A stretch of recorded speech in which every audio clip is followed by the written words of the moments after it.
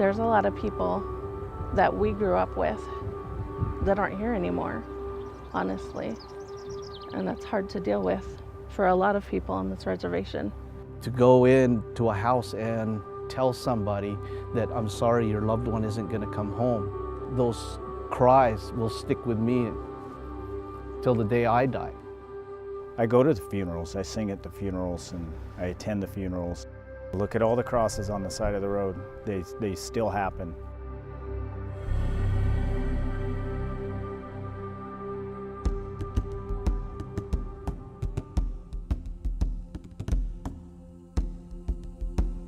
It's transportation-related accidents that are killing our people at alarming rates. Our numbers are twice as high as the outside population. In some cases, it's 4 or 5 times higher, depending on the location of the reservation. And so the data there is able to paint the picture for us and tell the story to our elders and to our children, to be able to show them, the disparities that are happening within Indian country today. I think that fatalities on our roadways is such a commonplace issue that it's almost gets accepted by our community. We've had so much tragedy and heartache in Indian country that we necessarily don't specifically identify traffic safety as something we can do something about. We worked with 6 tribes in Washington State to attempt to find out what information was available on crashes on or near their reservation communities. What we found was that the data is often hard to access. There wasn't a real organized way of going about it, and there was a real diversity among the tribes in the way they handled crash data collection.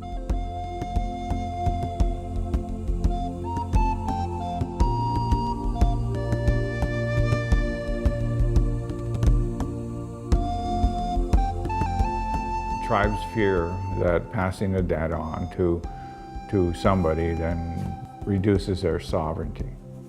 And it's not about, it's about saving lives.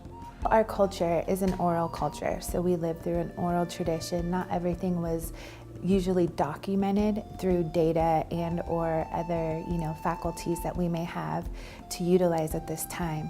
But as the times have changed, we have to keep up with the outside populations, and the only way to do that is through data. But that data can tell the story for you, so we can have our cultural element added into that. Instead of me calling and telling Federal Highways, SR 164 is a safety nightmare and we really need help, I can simply send them an email and say, look, I've gathered data for the last year. This is going to tell the story for us. We know anecdotally that traffic safety is a big concern in Indian country, that there's too many of our relatives who have been seriously injured or passed away from a traffic collision or pedestrian activity, but we often haven't had the comprehensive data to support that understanding, and data is what's critical to get funding.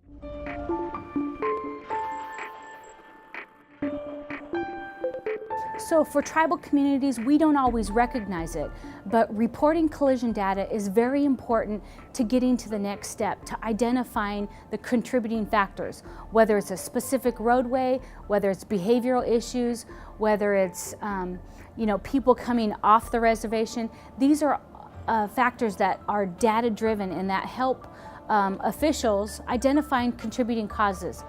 In December of 2015, the new FAST Act was passed and signed by the President, and that specifically has requirements for safety data collection. Congress has a new and real inspiring interest in safety on reservation roads. I think that leads to increased opportunities and also increased responsibilities for tribal governments and transportation safety planning.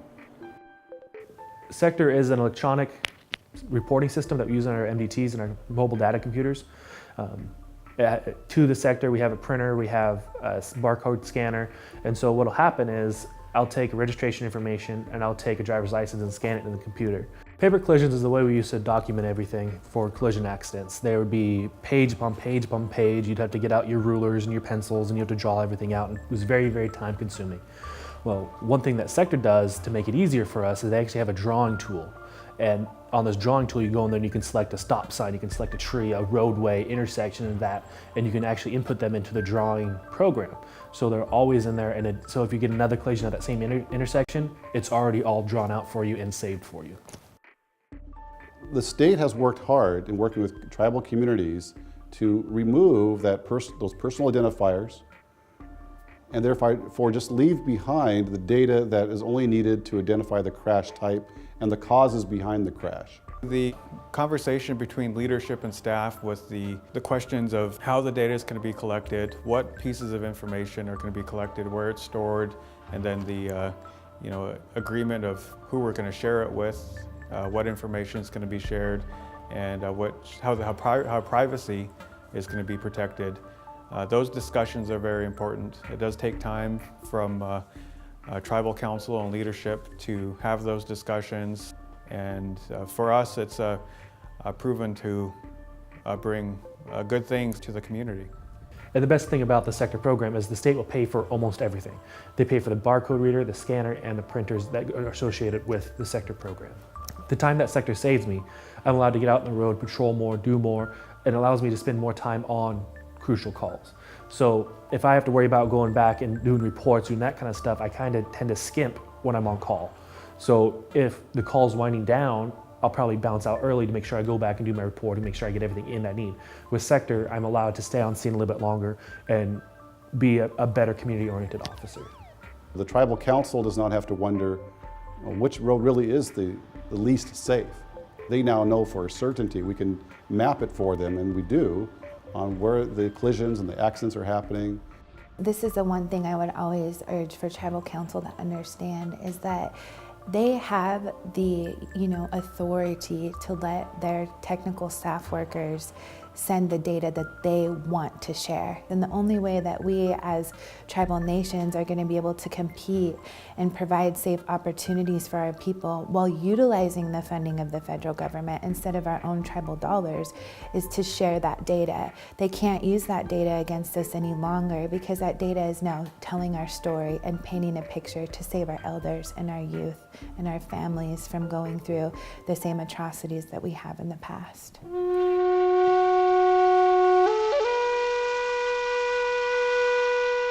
With tribal governments, there's a complexity of issues that a tribal leader needs to deal with, and to be able to utilize the resources that we have today to create the best impact for the community. The collection and use of data helps tribal leaders make good, sound decisions. The reality is, if you need to apply for a grant and you don't have data, you're really not going to get any sort of response from any agency at the federal or the state level. Data helps fund programs, and it's really about saving lives. It's our children getting killed on the highways. It's our nieces and nephews. And with every loss, it's one of our tribal community members that we're losing. And we're often losing it to things we have control over. We know that there is a disproportionate rate of Native Americans dying in Washington state, and that's unacceptable. And we have the resources and the partnerships to make a difference. And so we want to collaborate with tribes to share data, to understand the data that tribes have, to allocate resources and really make a difference. Every single tribe in the state of Washington has the right to come to Tribal Traffic Safety Advisory Board and ask us questions. Let us help you and lead you to where you want your community to be, because there are so many funding opportunities and there's so much help out there, and we are more than willing to pull together resources and research to get you where you need to be.